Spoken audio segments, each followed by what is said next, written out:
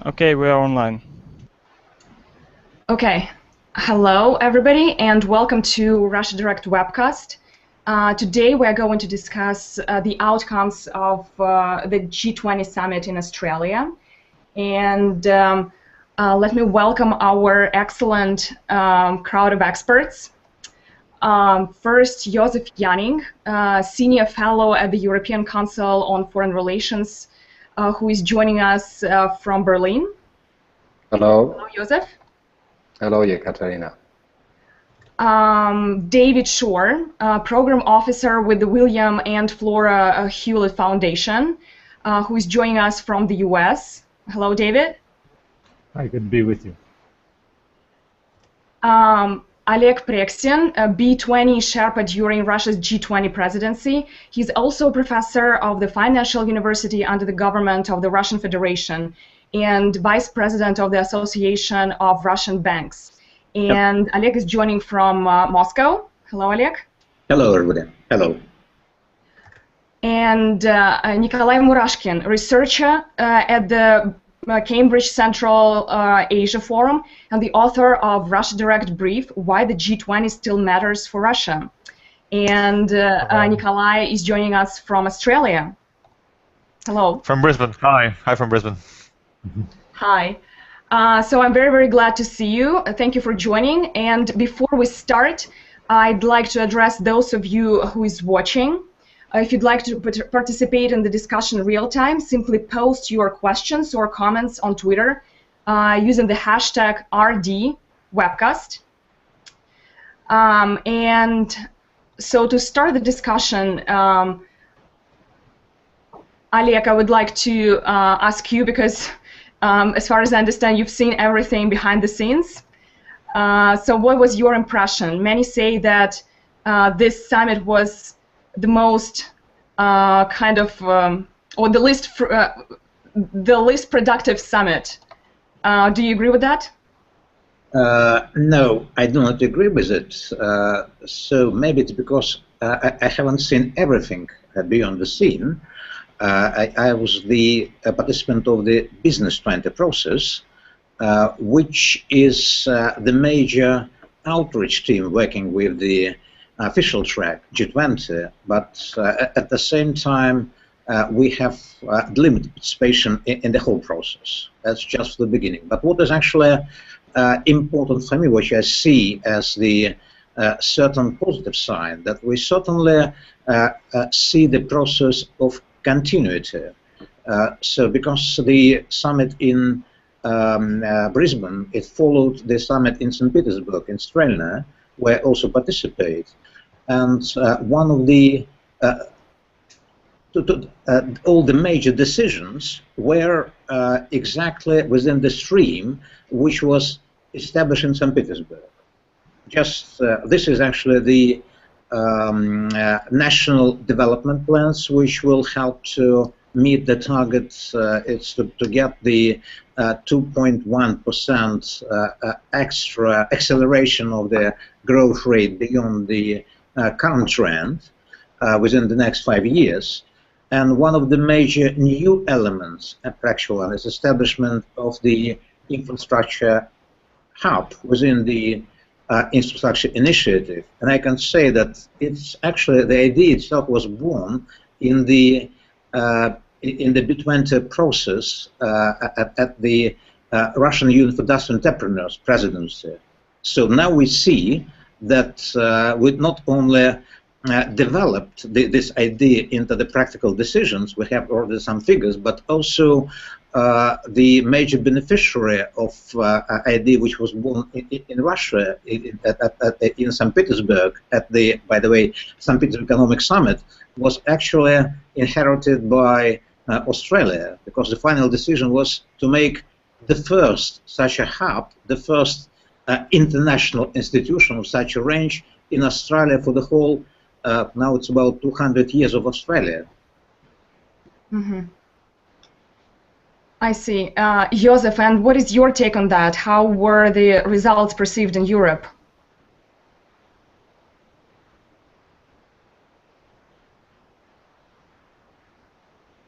Josef? Yes, I did not hear a question to me. Sorry. So what is your take on that? How were the results interpreted in Europe? Well, you see, among the EU partners, there is a certain reluctance regarding the G20. Of course, it is important and it is useful and it is considered practical also, particularly when it comes to bringing together the expert levels of continuously working on coordinating and improvement cooperation. But when you look at the wider political level, the G20 framework is a rather diverse and rather loose construction. When you go through the final declaration, you see that it is a declaration of good intent from all sides. And the 2.1% that they promise is a best case assumption when everybody would implement all of the measures that were discussed and nothing else comes in between. You know, one should not take this announcement for the fact. I think the strength of the G20 is not to actually get things moving, but to provide a framework in which you can discuss your preferences and you can shape each other's expectations more. And this is, I think, what the Europeans see in this, a way to keep engaged with leaders of the important economies in the world, even though we see that beyond the immediate response to the financial crisis, which triggered the G20, the structure is still fairly weak. Mm-hmm. Interesting. So with regard to, say, economic discussions, purely economic outcomes of this summit, can you name anything? Can you draw attention to any results?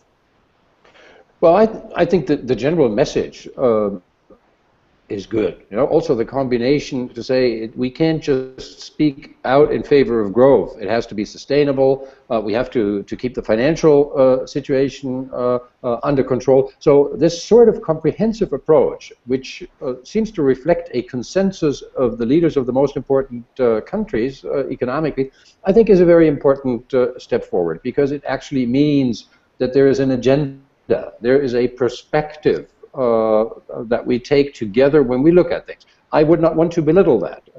I also think that what has been mentioned, the infrastructure hub, is a useful tool. But the hard merits of this only come through implementation. And that still is, and that's the logic of the G20, entirely within the responsibility of G20 member states, whether they want to use these opportunities, use these layers of cooperation or not. So you really need to see the process moving forward to see, how strong actually the impact of this consensus building machine is. Mm-hmm. David, do you agree with that? Did the U.S. audience pay a lot of attention to the G20 summit in Australia, or was it largely ignored? I don't think it got an enormous amount of attention, but I think I agree with Joseph in terms of, I heard him in a way talking about the glass half full and the glass half empty. The glass half empty being that the summit gives us promises, it gives us declarations, and then we have to watch to see what the follow-through is. The glass half full, I think, Joseph talked about a framework and talked about the promises and intentions versus follow-through. But we can also talk about those promises and the follow-through compared with not having this framework, and maybe that was the glass half full that he was talking about. We have had some serious disagreements in the recovery and in the response. Very quickly from the crisis in 2008-09, in 2010 and 2011, there was all of this push for balancing budgets, which pulled a lot of the fiscal stimulus back from the recovery. and that's been a big issue, including between Europe and America. And just the other thing that I would highlight is, of course, the main agenda for the G20 and the main job for the G20 is economic growth and economic policy coordination. But when you bring together world leaders from, not only they're the major economies, they're also the key powers in the world. And so there are going to be and should be other issues discussed, other things that they need to do together, and that's where climate change comes in, or just other concerns that are very much on the minds of world leaders, which is where the issue of Ukraine comes in. So a lot of things happen at the summit, the main economic business, but also business in other areas that they need to talk about and deal with. David, but did you feel that this time political agenda overshadowed business discussions? I think they coexist. I think that they will always be there and should always be there. I look at this as two functions, two aspects of the G20, and that it has its main economic agenda, but there's also just the opportunity represented when you have key leaders of the world all together, in one place at one time. Mm-hmm. Nikolai, and how did Australia kind of interpreted the results of the G20?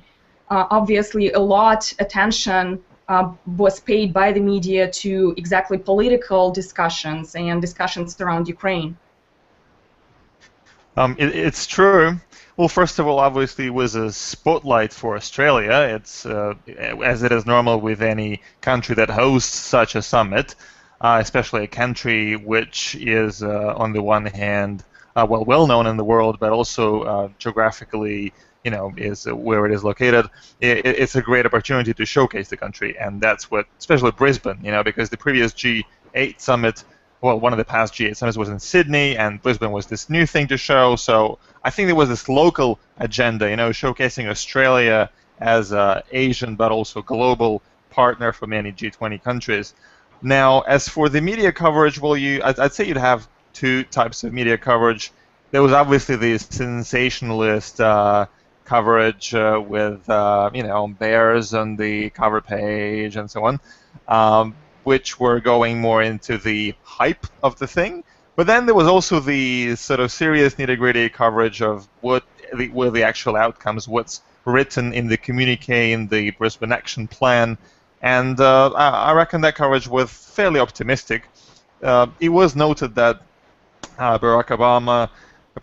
Barack Obama gave a bit of a verbal lashing to Prime Minister Tony Abbott on the matter of climate change, and that was not included in the agenda before the summit, but that was a correction. There was a correction, and climate change did get in the agenda and in the final documents.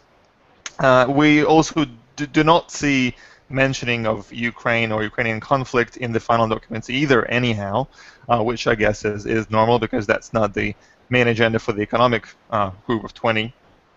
Well, in Brisbane, I think everyone is just glad that it's over because of less discomfort. But yeah, I think it's also important to look at the events that happened at the sidelines of the forum. For instance, it's not direct part of G20, but Chinese President Xi Jinping, and when they met with Prime Minister Tony Abbott, there was a signing of a comprehensive strategic partnership between Australia and China.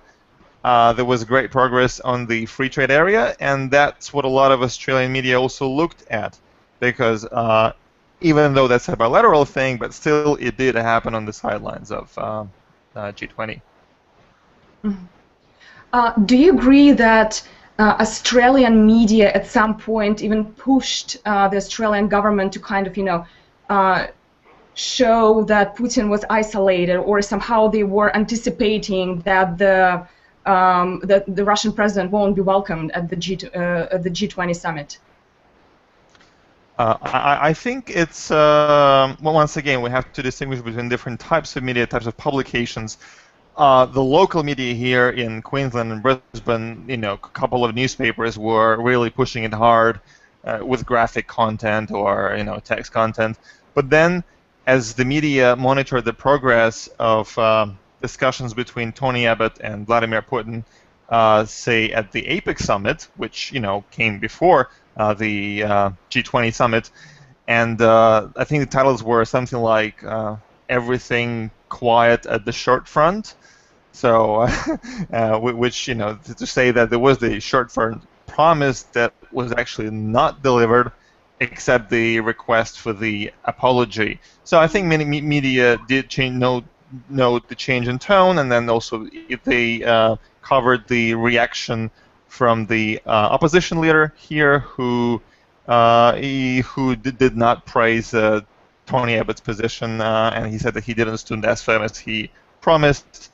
And even you had some quite critical coverages of that very proactive manner of bringing, stirring this problem. I think in Sydney Morning Herald there was criticism vis-a-vis Australian hosts because G20 is a multilateral gathering above all and not a bilateral. So there has to be a relevance in what is discussed and what is brought up. Oleg, and did you feel how did you think everything was organized for the Russian participants? Did you feel any, unpleasant kind of attitude? No. Actually, we are. I am for the second time in Australia. Was for the second time in Australia this year. First was for the B20 summit in Sydney in July, yeah? And now it is actually Brisbane in November. I can tell you that we have very good relations with all the partners at the B20, have the possibility to deliver all the messages which we are going to deliver, including those for the G20 leaders at the dialogue with the leaders which were arranged. And we have concluded, by the way, the official discussion of the, at the dialogue together with our future chair, Turkey, will inherit the presidency in G20 and B20 from the 1st of December. And Rifat Herchiklioglu, who will be the next chair in B20, together with Alexander Shokin, was making the final conclusion from the business side on the meeting with the leaders. And we have the possibility not only to have the discussion with all the G20 colleagues, but also it was arranged to have the meeting of the Troika and to have also bilateral discussions with our partners for BRICS who are participating. All of them are the members of the G20 and B20 process. Mm-hmm. I see. Joseph, can you comment on that? Did you feel that European leaders tried to, in a way, kind of punish Russia or somehow show that it should be isolated? I don't think so. I think there's no ambiguity or ambivalence about the fact that there are currently differences of opinion and quite significant differences between EU leaders and the Russian leadership. But the G20 is a wider framework. I think particularly from where I sit in Berlin, there's a very clear commitment to say we will use whatever possibilities we have, and we will use them actively to remain in touch and remain in discussions with Russia and with the Russian leadership, because the recognition here in the EU is that we will have to deal with each other, and so we need to talk to each other. Which does not stand in the way that there will be differences of opinion, and it may be difficult to overcome them. But I think, at least from a German point of view, I think we would benefit from the fact that if we had more layers of cooperation it would be also easier to deal with our differences, because we would not be forced to talk about our differences all the time. We would have maybe some other avenues of communication and of cooperation. So in this sense, I think also Europeans look to a process like the G20 process as one of the layers providing leaders with a different agenda. Now, it is not that because there is a conflict between the EU leaders and the Russian leadership at the moment, nobody is talking about the other issues among each other. They are using frameworks like the G20, like other international fora, to simply keep a discussion going and involve other issues and other interests into that discussion. The bilateral issues or the issues of controversy, they are better dealt with, and I think the Chancellor and the Russian President made it very clear, they are better dealt with in a separate talk outside or on the margins of such a meeting, and they did that extensively. Mm-hmm. David, do you agree with that? I do. It's I guess we're talking about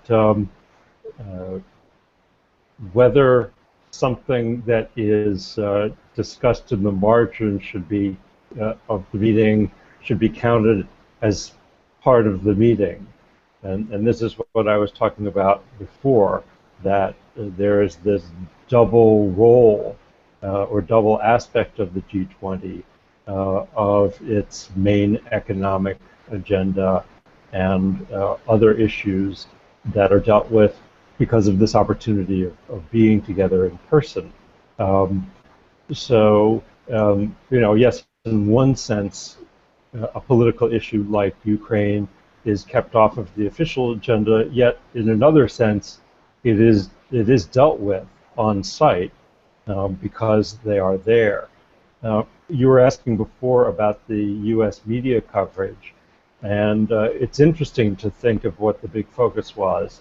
And you'd have to say that mainly the biggest news was about what came out in the bilateral discussions between President Obama and President Xi during their summit meeting, which came, of course, a few days before the Brisbane G20. And so the biggest news in America was the climate deal between the two of them. I should say, since it was mentioned that Turkey will be the host of the next summit, and this whole controversy with Australian Prime Minister Abbott about whether climate would be discussed, the Turkish hosts of the next summit have already made an announcement that they welcome the issues of climate change on the agenda for their summit, which added to that controversy with the Australian hosts. And of course, just as a last point, that another thing that came out of the bilateral U.S.-China leader talks were some agreements on trade and visa, and of course that does relate to the main G20 business of economic growth, because the trade agenda is one of the ways that they try and get the economic growth that is the main mission of the G20. Mm-hmm. That's interesting that you started talking about Turkey as the next, with the next presidency of the G20. What do you think the main challenges for Turkey will be? Well, it's funny because here we are now 5 or 6 years after the financial crisis, and we are still focused on recovery from the crisis. That is still now 6 years later, and for the Turkish summit, it will be 7 years later. In a way, that focus on the recovery and the challenge of the recovery has never gone away as the main item. Mm-hmm. Nikolai, do you have anything to add to that? What is basically Turkey going to? Yeah.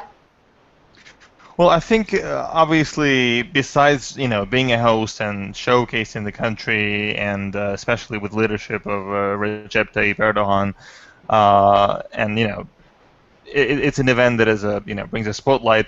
Besides those obvious things, there's also the question of how the host will be able to steer the agenda and to help the countries actually deliver on what they've previously promised. Like in the Brisbane Action Plan, we do see a lot of references to St. Petersburg Action Plan.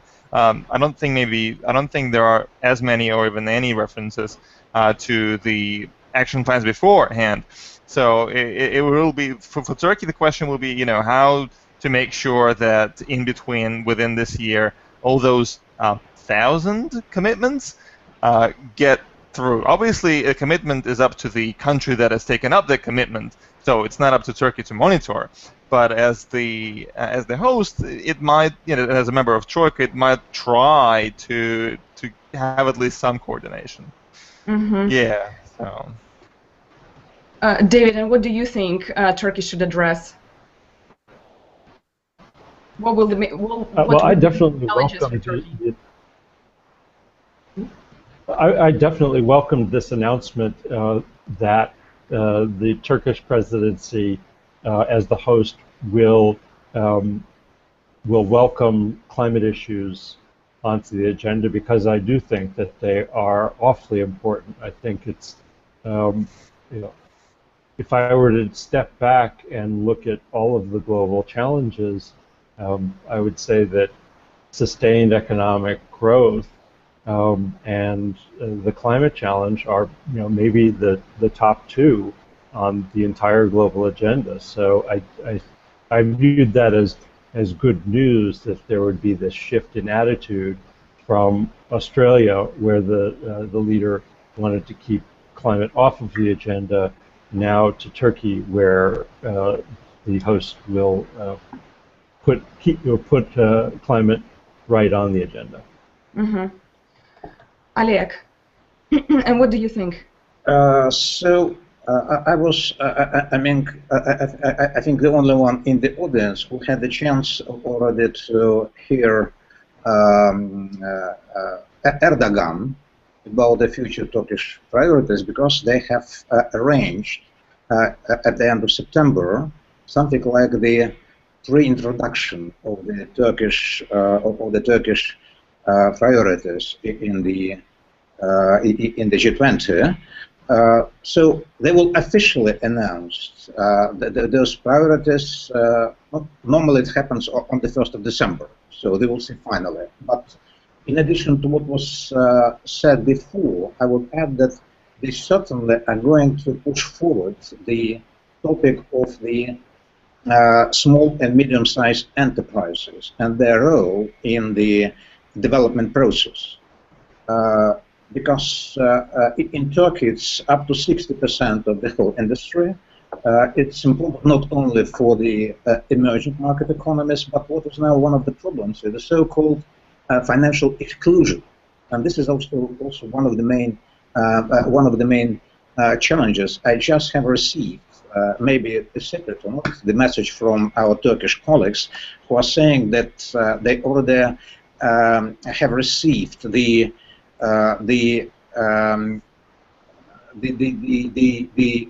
some message from the McKinsey group that they are ready to make some follow-up of their initial survey made under the Australian presidency.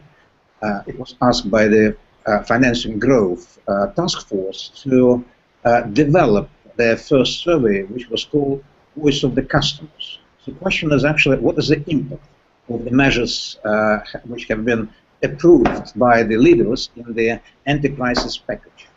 So, and sometimes the effect is controversial. So declaring officially the financial inclusions, we have also the problems with the access and the terms of access to the financial resources for SMEs, for emerging economies and development markets, for innovations. Infrastructure is one of the issues which has been addressed at the meeting, because the leaders has actually approved the tight response from the regulators, central banks, Minister of Finance, to risk taking, and all those are considered as the risky business. I mean, SMEs more risky than, for example, the credits provided to the top companies and the names with the proper resources. Also, it's the developing countries. Also, it's innovations, all the risky. And so the question how the state and the business can share the risk, can share the incentives, and certain guarantees, sub-guarantees, it's one of the major challenges for Turkey as one of the leading emerging economies. And the next, by the way, will be China, as decision is taken that China will follow also the major emerging economy follow Turkey in the years 2017. So we see here a certain line of development which is very important.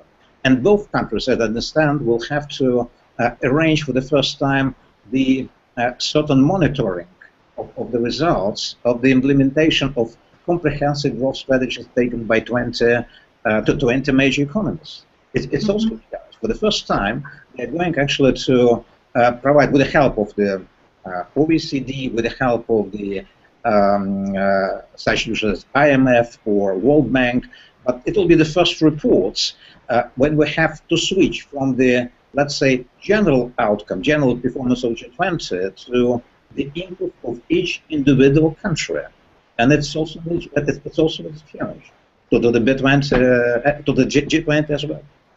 Mm-hmm. Joseph, do you have anything to add to this? What are the expectations in Europe? Well, I think Oleg has made good points there, because this is significant, and we'll see how monitoring works. You know, from an inside EU perspective, the level and density of coordination, cooperation, benchmarking, assessment is still very low. You know, we're used to much more thorough examinations and reportings inside the European Union, but it's a good step. I think what Turkey will be also, you know, in strategic terms, be rather keen on seeing, you know, how does the G20 group evolve, because it bridges significant clusters of the world economy that are relevant for Turkey. You know, you have the BRICS group on the one hand, you have the EU, US, Japan bloc on the other hand, you have an energy cluster inside the G20. You have all G20 members, you know, or at least most G20 members, have significant conflict over order in their neighborhood. So, and Turkey, in a way, sees itself as being in the center of so many things. So, I think for the Turks, this is a rather significant thing, and also for the wider world of the G20. I think beside all the technical cooperation and the cooperation on specific issues, which I think is very, very useful, it is this feeling that the world is undergoing major change, and it is not quite certain whether it will work out well, and we will manage to accommodate the power shifts that go on. And for that matter, I think the expectations in the G20 as a sort of a clearinghouse, or early warning, or early indicator institution that would signal where are the key dividing issues and where are the key opportunities for more cooperation, is a very important one. Mm-hmm. And now I'd like to address the question of the future of Russia in the G20. And Nikolai, I would like to address this question to you. You wrote a brief which is called "Why the G20 Still Matters for Russia." Do you think we should pay that much attention to the fact that Putin left the G20 earlier? Do you think it was that important? You mean as much as it is covered in the media? Yes. Well, that's a question to diplomatic protocol and planning, and I think that the early departure is much more of a short-term question than actual participation of. I don't think that early departure was a sign of general attitude of Russia vis-a-vis G20.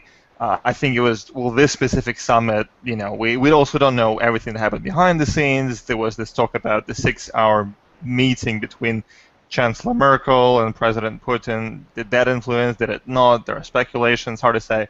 But once again, that I think remains more, it's more situative. It's more about this specific summit. It's not a general attitude. I believe that, because Russia is one of the key emerging economies, together with BRICS, G20 is the space where this engagement, accommodation between what is called the West and the rise of the rest, in the words of Joseph Nye, I think. Sorry for scholarly references, but once again, this is one of the key spaces where the emerging economies meet those who are already emerged. Well, obviously, Russia has every interest to remain there, and otherwise, that'll be a process that will be happening without Russia, and that I don't think that Russia will see an interest there. Mm-hmm. Oleg, and what is your take on that? Do you think that the early exit of Putin from the G20 summit signaled any change of strategy, any change of attitudes of Russia towards this institution? So you have also looked not only to the early departure. So maybe due to the possible traffic jams and so on, he was actually very clever, knowing how it happens normally.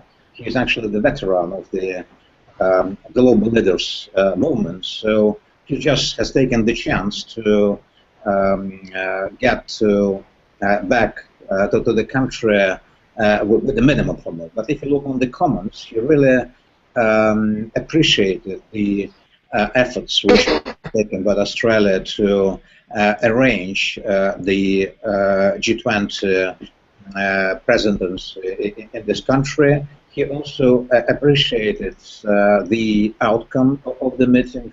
Russia, in principle, has participated in all the major events. What was left there is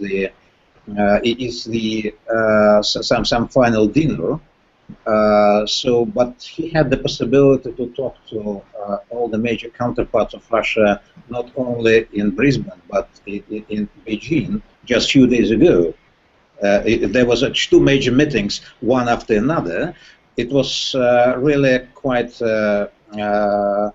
serious, quite a serious burden in the schedule. And if you look on the events in Russia at the beginning of this year, at the beginning of this week, you will understand that he really has some important things to do. He delivered very important messages, and if you also look on his comments just yesterday, which were done and no published, so it really shows that Russia is in the process, and I cannot actually see any other way if we are the part of the globalizing world, and Russia is going to be the part of the globalizing world, and that's I think it's seen everywhere. So I will agree to the words of Nikolai. So we are in the process, and we will be in the process. That's for sure. Can you explain me what was the big deal with the group picture? Was it really a big deal that Putin was, in the corner? Although he was in the first row anyway. It's actually, the question has to be asked. Who is asked is Mr. Abbott. He is in charge of all the all this diplomatic and so on things. But certainly Abbott was under the pressure coming from the press. I mean the Australian press. I had the possibility to read all the newspapers which were available in Australia and after Australia. So I think that's actually the minimum what he was able to do in order somehow to take into account the reaction which is actually created was created around the summit. There were actually a lot of cries and also a lot of appeals to him just not to invite Mr. Putin to Brisbane. So let us see as his reaction when he's facing some opposition there. But still, it's all. I don't want actually. I'm the bank. I'm from the business world. I want to go into the political issues, and I think that in principle everything has gone quite well, and we don't have to dramatize the particular place which is taken, which was actually where the Putin was at that time at the photo. If you look on the press. So they still consider him to be the most influential person in the world, and still the most experienced. And if you look on the press coverage, once again, I don't know who was actually has the if you look on the press coverage, who's on the first place? Him, Mr. Obama, or Mr. Here? If you look there, I think even the Australian press, he's number one. Well, David, you probably would disagree. I think in the U.S., number one is still Obama, right? I think so. So, how much attention was paid to this incident at the G20? Yeah, it definitely was covered that President Putin came under all of this pressure over Ukraine, and it was noticed that he left early.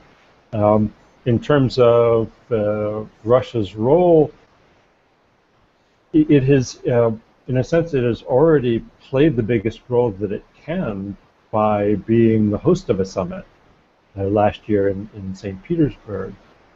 So you could say that Russia's role has already hit its highest level that it can, and I was interested to hear that after Turkey, China will be the host.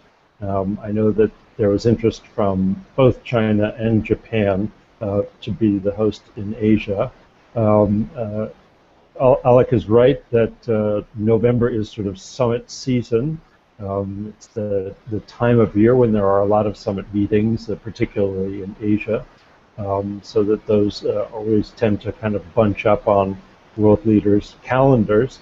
And I also agree that the main issue really is how Russia will take part in a globalizing world. Russia's economy is not among the largest economies in terms of getting a large spotlight for contributing to global growth, although to the extent that the Russian economy can grow or does grow, that of course will be important and the most important thing, way that it can contribute.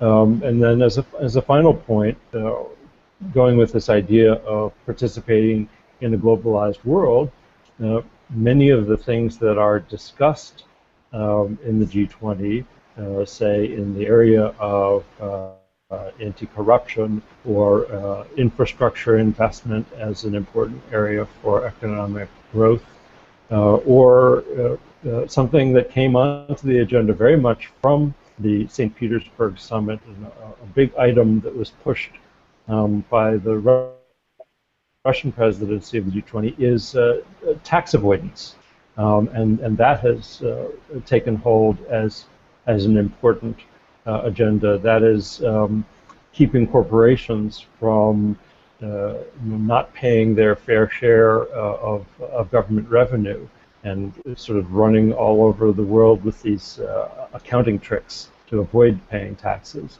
So I guess those are the ways that I would describe the Russian role. Mm-hmm. Josef, and what is your take on that? Well, I think Russia, without doubt, is a part of the G20.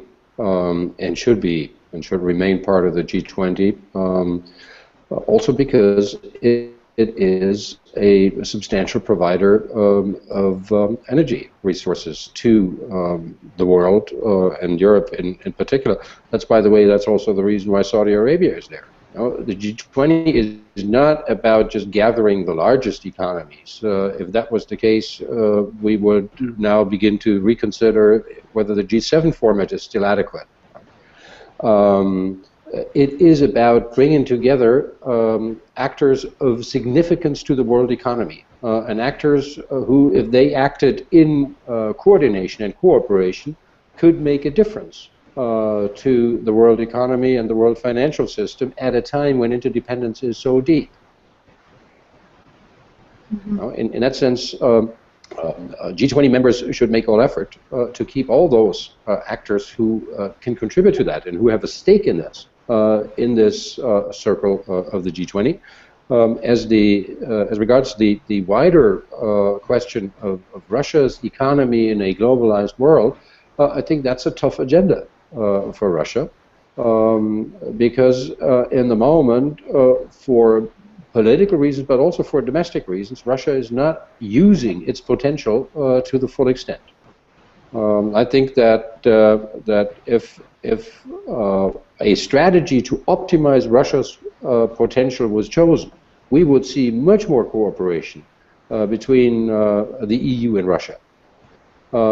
Because the EU, at the end of the day, when it comes to economic development, innovation, modernization, and growing embeddedness of Russia's economy, the non-resource economy into the world, the EU is probably the best partner that Russia can look for. The compatibility between these two sides, Russia on the one end and the European Union on the other, is probably higher than that between Russia and China, Russia and India, Russia and the United States.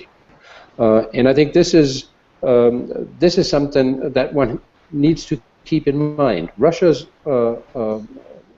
entry, or Russia's kind of use of the opportunities of the globalized world in the economic sense, will most likely go through the European Union. And that's why both sides should keep a clear eye on the possibility and on what stands in the way of using that. And I think this is as far as Russia's role is concerned, for me, is the most important thing. We see a number of activities. We see that Russia's trying to also make the most out of its natural wealth, its energy resources, with new deals with third countries. I think that's all very sensible, and that's good. But it won't solve Russia's industrial modernization issue. Mm-hmm. Well, yeah, but that's a totally different topic. Mm-hmm. Unfortunately, we've run out of time. Thank you so much for participating. I think the discussion was extremely interesting. I just want to remind our viewers that they can download our debrief, Why Does the G20 Still Matter for Russia? It is available on our website. You just go to the archive section, and you can register for free and download it because it's available for our subscribers. Again, thank you so much for participating, and thank you so much for watching. Thank you. Goodbye. Thank you. Bye, everyone. Goodbye.